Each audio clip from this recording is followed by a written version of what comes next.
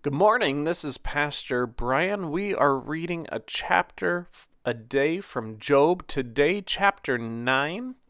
I'll be reading from the Common English Bible. Feel free to follow along with me in whatever translation you have. And today we get to hear Job's response to Bildad. So let's read chapter 9. Job responded, I know for certain that this is so. And how can anyone be innocent before God? If one wants to contend with him, he won't answer 1 in 1,000. He is wise and powerful. Who can resist him and prosper? Who removes mountains and they are unaware? Who overthrows them in anger? Who shakes the earth from its place and its pillars shudder?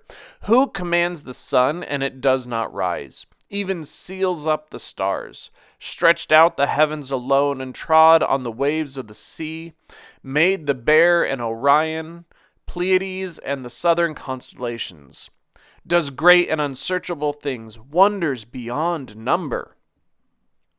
If God goes by me, I can't see him. He glides past, and I can't perceive him. If he seizes, who can bring back? Who can say to him, What are you doing? God won't retract his anger. The helpers of Rahab bow beneath him. Yet I myself will answer him.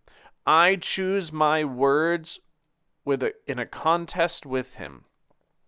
Even if I'm innocent, I can't answer. I must plead for justice. If I were to call and he answered me, I couldn't believe that he heard my voice. Who bruises me with a tempest and multiplies my wounds for no reason? He doesn't let me catch my breath, for he fills me with bitterness. If the issue is strength, behold power. If justice, who calls God to meet me? If I'm innocent, my mouth condemns me. I have integrity, but God declares me perverse. I'm blameless, yet don't know myself. I reject my life. It's all the same. Therefore I say God destroys the blameless and the sinners. If calamity suddenly kills, he mocks at the slaying of innocents. The earth is handed over to the wicked. He covers the faces of its judges. If not God, then who does? My days are swifter than a runner. They flee and don't experience good. They sweep by like ships made of reeds, as an eagle swoops on prey. If I say, I'll forget my lament, put on a different face so I can smile, I'm still afraid of all my suffering. I know that you won't declare me innocent. I myself am thought guilty. Why have I tried so hard in vain? If I wash myself with snow, purify my hands with soap, then you'll hurl me into a slimy pit so that my clothes detest me. God is not a man like me, someone I could answer, so that we could come together in court. Oh, that there were a mediator between us. He would lay his hands on both of us, remove his rod from me, so his fury wouldn't frighten me. Then I would speak, unafraid, for I'm not that way.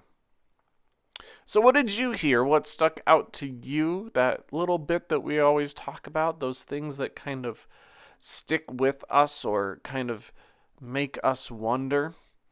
As I read through this passage, I was wondering what it is like to not feel like you can talk to God.